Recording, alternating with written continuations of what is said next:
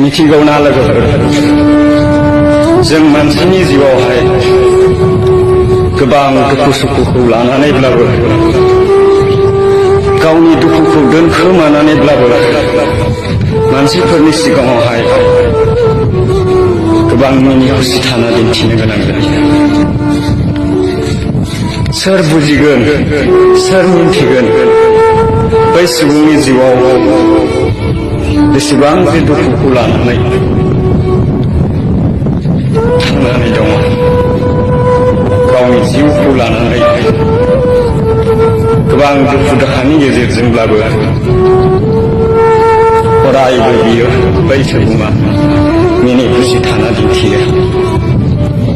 जेब्लासिम ना लोगोफोर बे बुहुमनिफ्राय बे जिउ मोनसेया आनज्रायलाङा अब्लासिम मानसिनि जिउजों लोगोसे अरायबो थायो। बुजि मोना दे लोगोफोर बे दुखुआ अरायबो मानो आंनावल' जाखांफैबाय थायो। बे दुखुखौ गोबां गोजानावहाय दोननानै एबा गारहरनानै मिनि खुसि थानो सानो। थेवबो ना लोगोफोर अरायबो बे दुखु होननाय मोनसे सोदोबा जों बयनियावबो दं। नाथाय अब्लाबो ना लोगोफोर